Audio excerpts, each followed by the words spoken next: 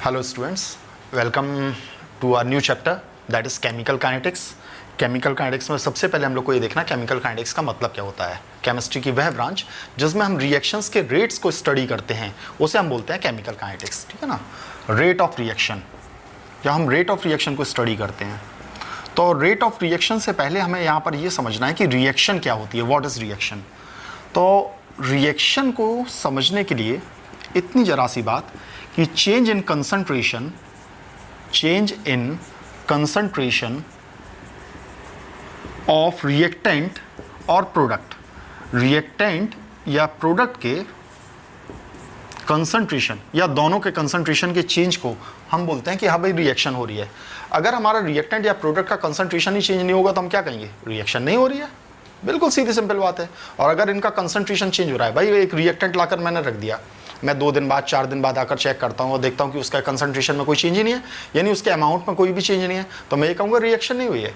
और अगर 2 या 3 दिन बाद या आधे घंटे बाद मैं आकर चेक करता हूँ और मैं ये देखता हूँ कि हाँ भाई इसके प्रोडक्ट में जो रिएक्टेंट का अमाउंट है वह घटा, है ना, प्रोडक्ट का अमाउंट बढ़ा, तो मैंने ये बोला है कि हाँ भाई रिएक्शन हो रही है, ठीक है। तो ये जो आपका कंसंट्रेशन में चेंज आता है रिएक्टेंट या प्रोडक्ट के, तो मैं कहता हूँ रिएक्शन हो रही है। अगर हम रेट को यहाँ पर आगे लगाएं तो रेट का मतलब क्या होता है, जब एक फिजिकल क्वांटिटी का कंपैरिजन या रेशियो लेते हैं दूसरी फिजिकल क्वांटिटी से तो हम उसे बोलते हैं रेट।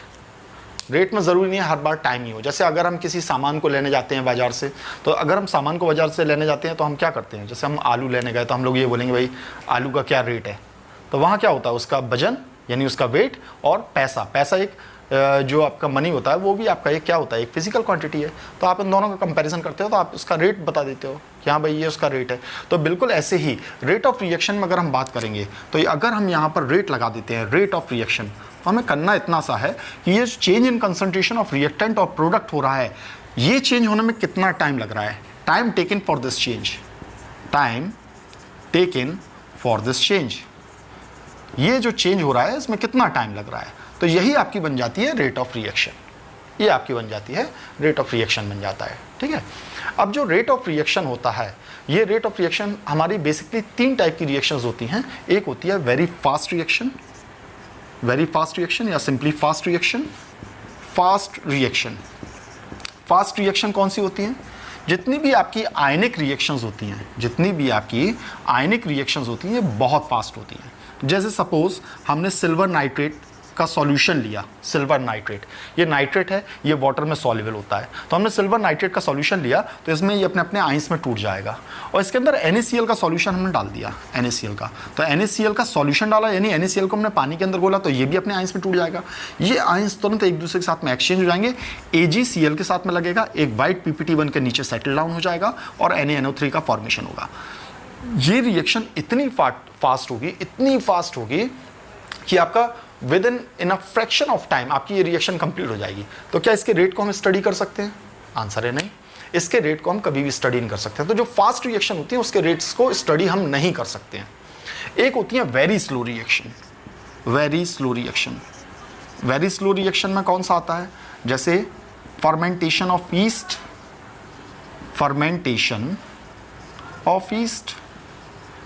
ठीक है ना, जो ईस्ट रहती है उसका फर्मेंटेशन होता है, ठीक है। जैसे इसमें हम रिएक्शन लें आपका C12H22O11, ठीक है, और जब हम इसका फर्मेंटेशन कराते हैं वाटर वगैरह डालकर थोड़े से एसिडिक मीडियम में, तो ये ग्लूकोज और फ्रक्टोज का फॉर्मेशन करता है C6H12O6। इसे होने में बहुत टाइम लगता है, बहुत ज़्यादा टाइम लगता है। ये ग्लूकोज बनता है, ये फ्रक्टोज बनता है, बहुत ज़्यादा टाइम लगता है। या एक दूसरा एग्जाम्पल है, चलिए, जो हमारा बहुत कॉमन एग्जाम्पल है वो है रस्टिंग में क्या होता है कि हमने एक लोहे का पीस लिया, उसे रख दिया, हमने कहा भाई देखते हैं इसमें कब तक रस्टिंग होती है, ठीक है। हम साल 2 साल 3 साल 4 साल बाद चेक करेंगे, 10 साल बाद चेक करेंगे, तब जाकर पूरे की रस्टिंग हो पाएगी ना। और जब पूरे की रस्टिंग होगी तो अगर मैं ये कहूँगा कि 1 मिनट में कितनी रस्टिंग हुई तो आप निकाल सकते हो क्या? नहीं। 1 मिनट में कितनी रस्टिंग हुई तो आप वहाँ यूनिट टाइम में कितना वो रिएक्शन हो रही है, ये इतनी स्लो हो गई कि आप उसे नहीं निकाल पाओगे कि 1 मिनट में कितनी रस्टिंग हुई है ना। तो ये वेरी स्लो रिएक्शन हो गई, तो इनके रेट्स को भी हम नहीं पढ़ सकते हैं। तो फिर हम किसके रेट को पढ़ते हैं? तो एक होती है, तीसरे टाइप की होती है मॉडरेट रिएक्शंस क्या होती हैं? मॉडरेट रिएक्शन वो होती हैं ना जो तो बहुत फास्ट होती है ना बहुत स्लो होती हैं। उन रिएक्शंस को अगर हम पढ़ते हैं उन्हें हम यूनिट टाइम में कितना चेंज आ रहा है बड़े आराम से देख सकते हैं। और इसमें आपकी मोस्टली आपकी क्या आती हैं, मॉलिक्यूलर रिएक्शंस आती हैं। तो बहुत स्लो रिएक्शन को हम नहीं पढ़ सकते हैं, बहुत फास्ट रिएक्शन को हम नहीं पढ़ सकते हैं, हम लोग पढ़ते हैं मॉडरेट रिएक्शंस को, यानी कि जितनी मॉलिक्यूलर रिएक्शंस होती हैं उन सभी की हम यहाँ पर रेट ऑफ रिएक्शन को कैलकुलेट कर सकते हैं। तो केमिकल काइनेटिक्स में हम लोग सबसे पहले मॉडरेट रिएक्शंस को पढ़ते हैं, फास्ट रिएक्शन को नहीं पढ़ते हैं, स्लो रिएक्शन को नहीं पढ़ते हैं। ठीक है, तो अब इसके बाद में नेक्स्ट पार्ट, तो हमने समझा रेट ऑफ रिएक्शन क्या होती है ना। तो अब इसी की हम लोग यहाँ पर डेफिनेशन देख लेते हैं। Rate of reaction is the change in molar concentration of the species taking part in a reaction per unit time. देखिए रेट ऑफ रिएक्शन क्या होता है, जैसे सपोज करो हमने यहाँ पर एक रिएक्टेंट ले लिया A + B और ये प्रोडक्ट देता है C + D, हमने ये ले लिया, ठीक है ना भाई। ए के कंसंट्रेशन में कुछ ना कुछ चेंज होगा। ए के कंसंट्रेशन को कैसे दिखाते हैं, तो थोड़ी सी टर्मिनोलॉजी हमें यहाँ पर आनी चाहिए। ए के कंसंट्रेशन को दिखाया जाता है ए पर ये वाला ब्रैकेट लगाकर। अगर ए एक रिएक्टेंट है, इस पर हमने ये ब्रैकेट लगा दिया, तो इसका मतलब होता है इसका कंसंट्रेशन। और कंसंट्रेशन हम कई चीज़ में ले सकते हैं। तो यहाँ पर केमिकल काइनेटिक्स में जो हम कंसंट्रेशन लेंगे, कंसंट्रेशन कई चीज़ों में एक्सप्रेस किया जाता है, molarity, molality, normality, mole fraction, ppm, है ना, ये सब चीज़ों में। तो हमें यहाँ पर मोलर कंसंट्रेशन लेना है। अगर हमारा गैसियस रिएक्टेंट या प्रोडक्ट होता है तो कंसंट्रेशन को हम किस में, प्रेशर में लेते हैं, atm या बार, इसमें लेते हैं। लेकिन यहाँ पर केमिकल काइनेटिक्स में जो हमें यहाँ पर कंसंट्रेशन लेना है वो जनरल कंसंट्रेशन, मोलर कंसंट्रेशन चलेगा। तो ए का कंसंट्रेशन आपका ये आएगा, ठीक है ना, ये आपका ए का कंसंट्रेशन हो गया। ऐसे बी का कंसंट्रेशन अगर हमें लेना है तो बी के कंसंट्रेशन के लिए बी पर आप ये ब्रैकेट लगा लीजिए, सी का कंसंट्रेशन लेना है सी पर ब्रैकेट लगा लीजिए, डी का कंसंट्रेशन लेना है डी पर आप ब्रैकेट लगा लीजिए, ठीक है। तो rate of reaction is the change in molar concentration. Molar concentration में कितना चेंज आ रहा है। अब चेंज को कहाँ से दिखाते हैं हम, डेल्टा साइन से। चेंज इन कंसंट्रेशन, ये तो कंसंट्रेशन हो गया और डेल्टा साइन लगा दिया तो इसका मतलब हो गया चेंज इन कंसंट्रेशन। कितना कंसंट्रेशन चेंज हो रहा है, यानी इनिशियली कितना था और फाइनली कितना है। इनिशियली कितना था और फाइनली कितना है, उन दोनों का डिफरेंस निकाल लिया तो ये चेंज इन कंसंट्रेशन निकलेगा। और ये change in concentration unit time में कितना हो रहा है, तो जितने भी टाइम में हो रहा है, अगर हम टाइम को नीचे रख दें, टाइम को नीचे रख दें, डेल्टा टी ही हमें यहाँ पर रखना पड़ेगा। टाइम को हमने नीचे रख दिया तो जैसे हम टाइम को नीचे रखेंगे, नीचे किसी भी यूनिट को हम यहाँ पर, किसी भी क्वांटिटी को यहाँ पर रखते हैं, वह हमेशा यूनिट में कन्वर्ट हो जाती है। तो यहाँ पर change in concentration upon time taken for this change, ये दोनों को अगर हम यहाँ पर देखें, इस रेशियो को ही हम बोलते हैं rate of reaction. Rate of reaction is change in molar concentration of reactant or product upon time taken for this change. Change in molar concentration of reactant or product, reactant or product, ठीक है, upon time taken for this change. तो ये हमारा rate of reaction की equation बन गई, rate of reaction की हमारी ये इक्वेशन बन गई। अब देखिए बच्चों होता क्या है, रेट ऑफ रिएक्शन, इसी रिएक्शन के लिए इसी टाइम में अगर हम रेट चाहें तो इस रिएक्शन का रेट हम ए से भी बता सकते हैं, हम बी से भी बता सकते हैं, हम सी से भी बता सकते हैं और डी से भी बता सकते हैं। चारों में से किसी से भी हम इस रिएक्शन का रेट निकाल सकते हैं। तो ये भी उतना ही, उसी टाइम में उतना ही रेट ऑफ रिएक्शन देगा जितना रेट ऑफ रिएक्शन आपका ये दे देगा। तो हम इससे भी रेट ऑफ रिएक्शन को बता सकते हैं, ये बराबर है इसके, ये भी रेट ऑफ रिएक्शन को दे सकता है, ये भी बराबर है तो ये भी रेट ऑफ रिएक्शन को दे सकता है। बस फर्क ये होगा कि रिएक्टेंट के साथ हमेशा एक नेगेटिव साइन आएगा, हमेशा एक नेगेटिव साइन आएगा, और इसके साथ पॉजिटिव, मतलब नहीं लिखेंगे तो पॉजिटिव तो हम मानते ही हैं, तो यहां पर हमेशा नेगेटिव आता है। तो नेगेटिव ये किस चीज को इंडिकेट करता है, तो देखिए रेट में आपका टाइम आ रहा है और टाइम कभी भी नेगेटिव नहीं होता है, तो रेट ऑफ रिएक्शन कभी भी नेगेटिव नहीं होगी। ये नेगेटिव साइन सिर्फ ये बता रहा है कि टाइम के साथ में रिएक्टेंट का कंसंट्रेशन डिक्रीज हो रहा है।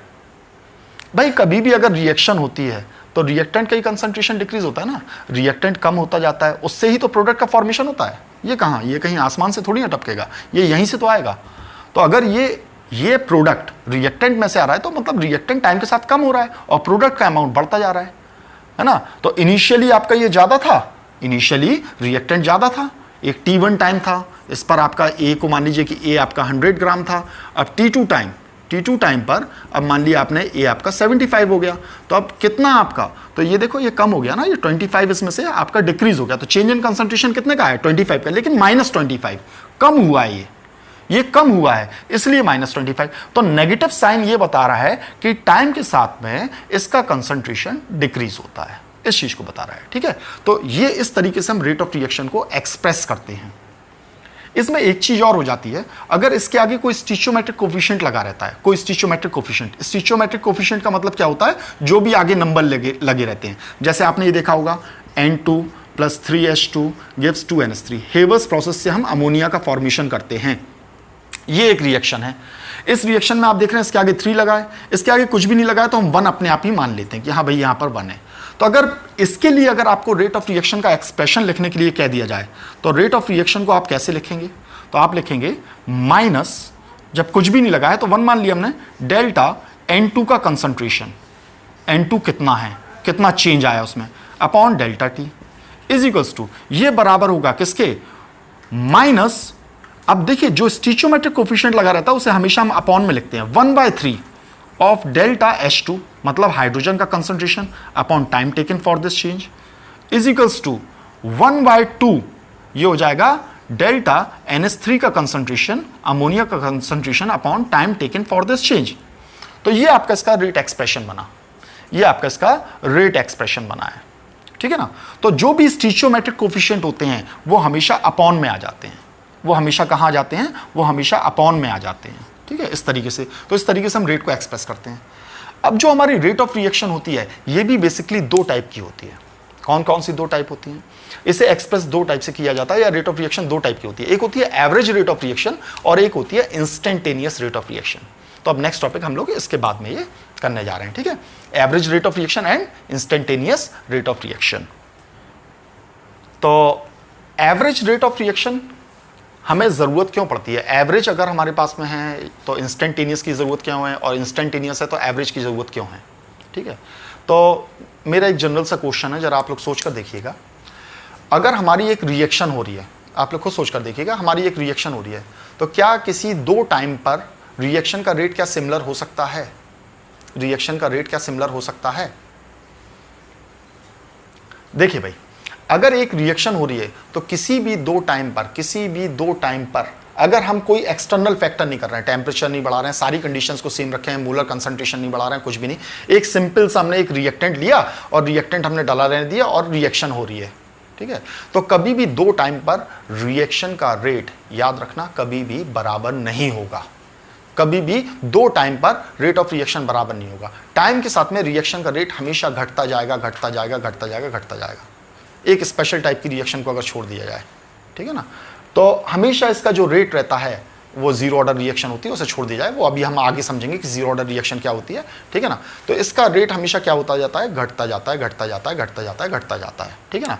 जैसे अगर फॉर एक इंस्टेंट हम यहाँ पर बात करते हैं कि अभी आप आगे एक लॉ पढ़ोगे, जैसे हम बोलते हैं law of mass action. Law of mass action ये बताता है कि रेट ऑफ रिएक्शन जो रहती है वो कंसंट्रेशन ऑफ रिएक्टेंट पे डिपेंड करती है। अभी हम आगे से डिटेल में डिस्कस करेंगे। रेट ऑफ रिएक्शन जो रहती है वो डायरेक्टली प्रोपोर्शनल होती है, डायरेक्टली प्रोपोर्शनल होती है to the concentration of reactant. मतलब रिएक्टेंट का कंसंट्रेशन जितना ज़्यादा रहेगा उतना ज़्यादा रेट ऑफ रिएक्शन रहेगी, रिएक्शन उतने ज़्यादा रेट से होगी, रिएक्शन उतने ज़्यादा रेट से होगी। जैसे फॉर एग्जाम्पल हमने ये ए लिया और ए से किसका फॉर्मेशन हुआ, बी का फॉर्मेशन हुआ। Time T is equals to 0 पर ए हमने लिया था 100 ग्राम, तो हमारा बी क्या था, 0 ग्राम, ठीक है ना। हमने ये मान लिया कि ये आपका 100 ग्राम था और ये 0 ग्राम था, रिएक्शन स्टार्ट नहीं हुई थी। T1 जैसे आपका, यानी ये पहला टाइम हुआ T1, T is equals to 1 रखा हमने, तो सपोज करो ये आपका हो जाता है 99 ग्राम। अब थोड़ी सी आपके लिए एक एक्सरसाइज है कि टाइम, ब्रेन एक्सरसाइज है कि time t is equals to 2 पर, यानी दूसरे सेकंड में। अब मुझे ये बताइएगा कि ये बनी बातें कम होगा, टाइम के साथ में रिएक्टेंट कम होगा और आपका प्रोडक्ट का अमाउंट बढ़ेगा, तो ये कितना कम होगा, ये 1 ग्राम कम होगा, ये 1 ग्राम से ज़्यादा कम होगा, ये 1 ग्राम से कम होगा। जरा हमें ये सोचकर बताना है। यानी t इक्वल्स टू 2 पर ये 98 आएगा, 98 से कम आएगा, 98 से कम आएगा या 98 से ज़्यादा आएगा। सोच कर देखिए, वीडियो पॉज करके सोच कर देखिए, ठीक है। तो चलिए अब मैं बताता हूं आपको, ये आपका हमेशा ऐसा नहीं कि यहां 1 ग्राम बना। देखो अगले 1 मिनट में, अगले 1 सेकंड में अगर इसका रेट ऑफ रिएक्शन ये है, यानी 1 सेकंड में 1 ग्राम बनाता है, तो अब इसका ये क्या होने वाला है, ये हमेशा कम होने वाला है, ये हमेशा कम होने वाला है। देखिए मैं रिवर्सिबल रिएक्शंस के बारे में बात नहीं कर रहा हूं, जिन बच्चों को अगर पहले से मालूम है तो अभी रिवर्सिबल रिएक्शंस के बारे में हम लोगों के ये बात नहीं हो रही है। हम लोग इसमें मेनली इरिवर्सिबल रिएक्शंस को लेकर चलते हैं। खैर जिन बच्चों को नहीं मालूम है वो इस बात को छोड़ दीजिए। इसका अमाउंट आपको मालूम है ये 1 ग्राम। अब रिएक्शन का रेट क्या होता जाएगा, क्योंकि कंसंट्रेशन रिएक्टेंट का कम होता जा रहा है, तो क्या अब उतने रेट से आपका ये घटेगा? नहीं, अब ये उससे कम रेट से घटेगा। यानी यहां पर 98 पॉइंट समथिंग, 98.2, 98.3, यानी यहां पर 0.8 ग्राम बनेगा।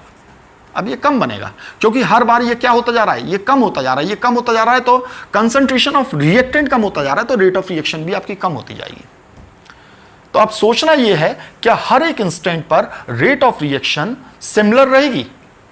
नहीं, रिएक्शन होगा तो रिएक्टेंट का कंसंट्रेशन चेंज होगा, और रिएक्टेंट का कंसंट्रेशन चेंज होगा तो रेट ऑफ रिएक्शन भी चेंज होगी, और वह कम होती जाएगी। ये भी कम होता जाएगा, ये भी कम होती जाएगी, अगर हम कोई भी फैक्टर को चेंज नहीं करें, कंसंट्रेशन को चेंज ना करें, टेम्परेचर को चेंज ना करें, प्रेशर को चेंज ना करें, सरफेस एरिया को चेंज ना करें, ठीक है, ये सारी चीज़ों को चेंज ना करें। और एक जीरो ऑर्डर रिएक्शन को तो अभी छोड़ देना, वो हम बाद में डिस्कस करेंगे, ठीक है ना, क्योंकि वहाँ तो रिएक्शन का रेट हमेशा एक सा चलता है, वहाँ हमेशा एक सा चलता है, क्योंकि वहाँ कंसंट्रेशन पर डिपेंड ही नहीं करती है रेट ऑफ रिएक्शन, ठीक है भाई। तो जब हर एक इंस्टेंट पर आपको अलग अलग अलग अलग अलग रेट मिल रहा है, ठीक है, जैसे आप बाइक लेकर निकले हो और बाइक लेकर आपको कहीं जाना है, आपको अपने स्कूल जाना है, तो क्या हर सेकंड पर आपकी स्पीड एक सी होती है? नहीं होती है। तो ऐसे तो आप स्पीड कभी निकाल नहीं पाओगे। तो आप क्या करते हो, एक लंबा टाइम इंटरवल लेते हो, आप एक लंबा टाइम इंटरवल लेते हो, है ना। एक लंबे टाइम इंटरवल में आपने कितनी लंबी दूरी तय करी, तो आपने टाइम को बड़ा कर दिया, आपने सिर्फ सिंपली टाइम को बड़ा कर दिया। उतने टाइम में आपने जितनी दूरी कवर करी है उसे हम बोलते हैं एवरेज स्पीड, एवरेज स्पीड बोल देंगे हमसे, है ना। हर एक इंस्टेंट पर आपकी स्पीड अलग अलग है। तो ऐसे ही अगर हम टाइम इंटरवल को लंबा ले लें तो हमारा जो रेट ऑफ रिएक्शन निकल कर आएगी वो एवरेज रेट निकल कर आएगा, एवरेज रेट ऑफ रिएक्शन निकल कर आएगी। और किसी एक पर्टिकुलर इंस्टेंट पर उसका क्या रेट था, उसे जब हम फाइंड आउट करते हैं तो उसे हम इंस्टेंटेनियस रेट बोलते हैं। तो इंस्टेंटेनियस रेट और एवरेज रेट, एवरेज रेट में हम एक लंबा टाइम इंटरवल ले लेते हैं, और इंस्टेंटेनियस रेट में हम टाइम को इतना शॉर्ट करते हैं, उसे इतना काटते हैं कि हम उसकी लिमिट लेकर उसे time tends to be change in time tends to be zero, हम लगभग उसे जीरो के पास ले जाते हैं। लगभग जीरो के पास मतलब जो फर्दर उसे और तोड़ा ना जा सके।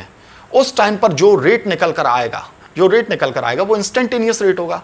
और अगर टाइम इंटरवल लंबा ले लेंगे तो वो क्या हो जाएगा, वो एवरेज रेट हो जाएगा, ठीक है। तो ये वाली बात हमें यहां पर समझ में आती है। चलिए भाई अब देखते हैं इन्हें एक्सप्रेस कैसे करा जाता है, एक्सप्रेशन मेन होता है। तो हमारा एक हो गया रेट ऑफ रिएक्शन में, रेट ऑफ रिएक्शन आपके दो टाइप्स के हो गए हैं। एक होता है average rate of reaction, R of R लिख दिया मैंने इसे, और एक होता है instantaneous rate of reaction, R of R, ठीक है ना।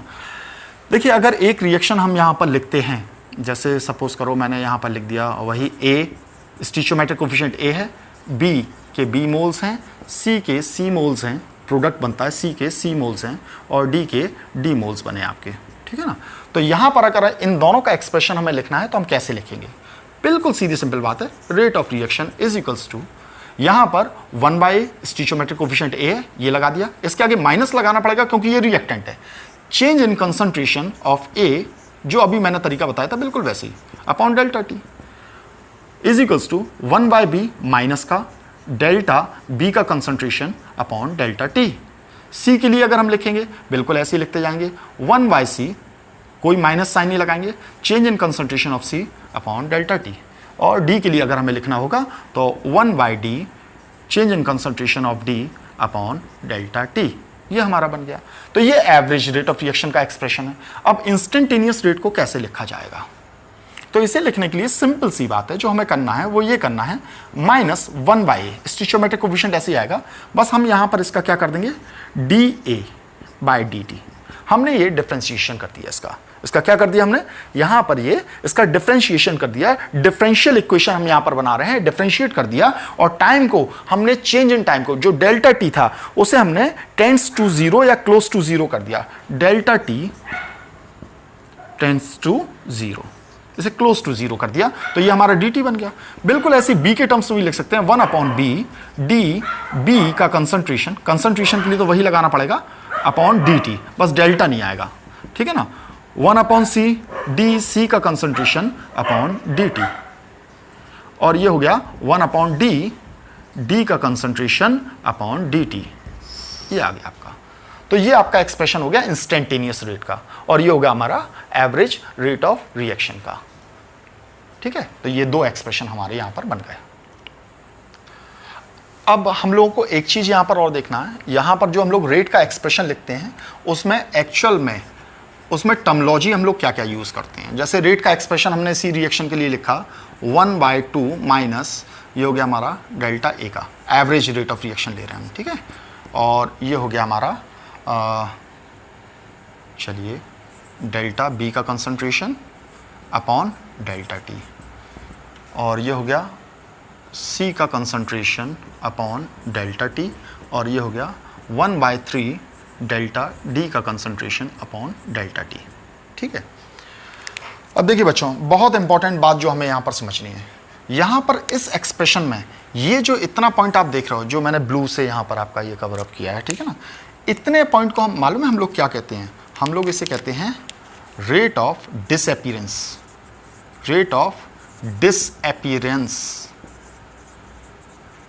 या फिर rate of consumption, rate of consumption. ठीक है, कंजप्शन। ठीक है, जब हमारा रिएक्टेंट होता है तो वो रिएक्टेंट डिसअपीयर होता है या कंज्यूम होता है, ठीक है, कंजप्शन। ठीक है, कंज्यूम होता है। और ये जो हमारा प्रोडक्ट होता है ना, ये प्रोडक्ट, तो इसके लिए इतने एक्सप्रेशन को हम बोलते हैं, क्या बोलते हैं, इसे हम बोलते हैं रेट ऑफ फॉर्मेशन या rate of appearance, rate of appearance और rate of formation, rate of formation हम इसे कहते हैं। ठीक है भाई, अब देखिए इसके साथ में जब हम ये पूरा ये लगा देते हैं, क्या लगा देते हैं, हम लोग पूरा ये एक्सप्रेशन लगा देते हैं। कौन सा एक्सप्रेशन लगा देते हैं, जब हम ये माइनस को छोड़कर ये पूरा लगा देते हैं, यानी स्टिचोमेट्रिक कोफिशिएंट को जो हम यहाँ इसके साथ में काउंट कर देते हैं, यानी पूरे रेड वाले के बारे में अगर हम बात करें तो इससे इस पोर्शन को हम इतने को हम बोलते हैं, इस पूरे को बोलते हैं rate of reaction. This is rate of reaction, ये रेट ऑफ रिएक्शन होता है। ठीक है, तो यहां पर अगर हम बात करें तो रेट ऑफ अपीयरेंस और रेट ऑफ रिएक्शन दोनों सेम है इसके लिए, क्योंकि इसमें कोई स्टिचोमेट्रिक कोफिशिएंट नहीं लगा, पर यहां पर ये दोनों अलग अलग हैं। अगर हम स्टिचोमेट्रिक कोफिशिएंट को यहां पर जो अपॉन में करके लिख रहे हैं, अगर इसके साथ में हम यहां पर कंबाइंडली बोलें तो ये पूरा बन जाएगा रेट ऑफ रिएक्शन, जबकि सिर्फ इतने पोर्शन के बारे में बात करें तो रेट ऑफ अपीयरेंस।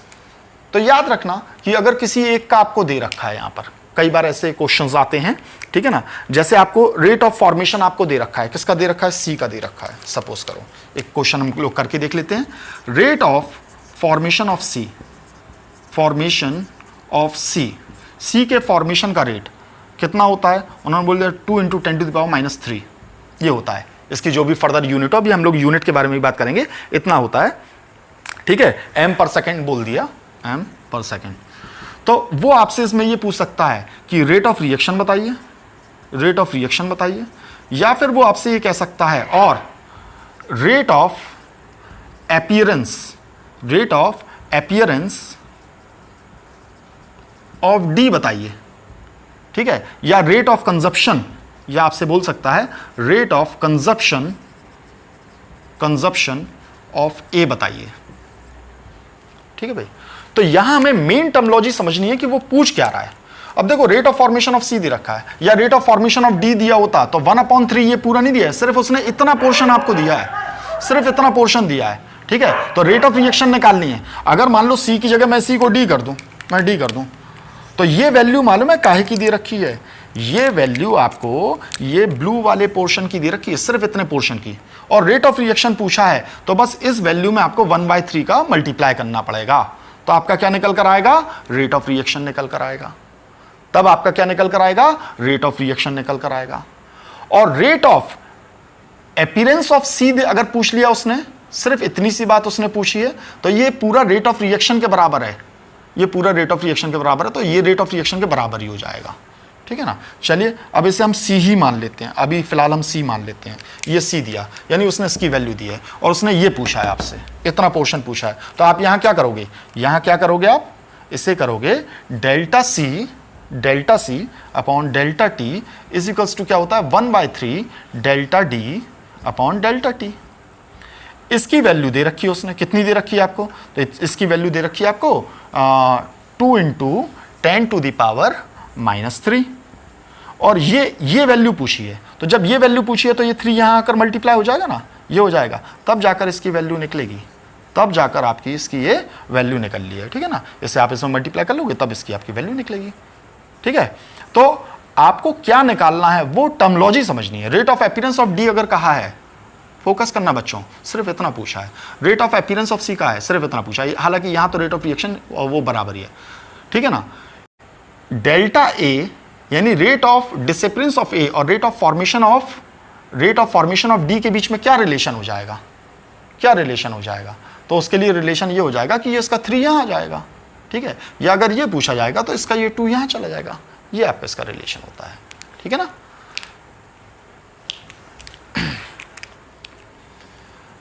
अब कभी कभी इसमें आपका ये पूछ लिया जाता है क्या यहां पर ये जितने भी बन रहे हैं इन सबका क्या रेट बराबर है, rate of all the reactant, rate of all 4 same, क्या चारों का रेट सेम हो सकता है? तो देखो इस वाले केस में आंसर है नो, इस वाले केस में आंसर है नो। अगर हां इन सबके मोल्स बराबर होते, अगर इन सबके मोल्स बराबर होते तो हम ये कहते हैं हाँ भाई चारों का रेट कैसा है, सेम है। ठीक है, अगर इन चारों के मोल बराबर होते तो हम ये कहते हैं कि हाँ भाई यहां पर इन सबका रेट कैसा है, सेम है। तब हम यहां बोलते RA किसके बराबर हो जाएगा, RB, जो कि बराबर किसके हो जाएगा, RC, और ये बराबर हो जाएगा RD। पर आप यहां देख रहे हो यहां डिफरेंट स्टोइचोमेट्रिक कोफिशिएंट लगे हैं, तो यहां पर क्या हो जाएगा, तो देखो जो A का रेट है ना, ये आपका रेट ऑफ A ये बराबर नहीं होगा रेट ऑफ B के, ये इसका आधा हो जाएगा। ठीक है ना, इसका आधा हो जाएगा, जबकि रेट ऑफ C इसके बराबर होगा, और यहां जो रेट ऑफ D रहेगा ये इसका आपका क्या हो जाएगा, RD/3 हो जाएगा, 1/3 टाइम्स हो जाएगा इसके। ठीक है ना, तो रेट में ये चीज चलती है। यहां पर इन सबके रेट बराबर नहीं है, अगर मोल्स बराबर होते तो बिल्कुल बराबर होता। जैसे इन दोनों में देखो मोल्स बराबर हैं, इन दोनों में मोल्स बराबर हैं, इन दोनों में मोल्स बराबर हैं, तो इन दोनों का रेट आपका, इन दोनों का रेट यहां पर सेम आ रहा है। पर जैसे ही आपका स्टोइचोमेट्रिक कोफिशिएंट यानी मोल्स आपके डिफरेंट हो गए तो यहां रेट भी इनका क्या हो जाएगा, डिफरेंट हो जाएगा। ठीक है, तो रेट ऑफ ए अगर रेट ऑफ डी के कंपैरेटिवली पूछा जाएगा तो RA/2, और यहां रेट ऑफ डी के बीच में क्या रिलेशन है, RD/3। तो RA कितने टाइम्स है, तो ये हो जाएगा आपका 2/3 टाइम्स होता है किसके, RD के, ये 2/3 टाइम्स होता है किसके, RD के। ये इसका रिलेशन निकला है। ठीक है।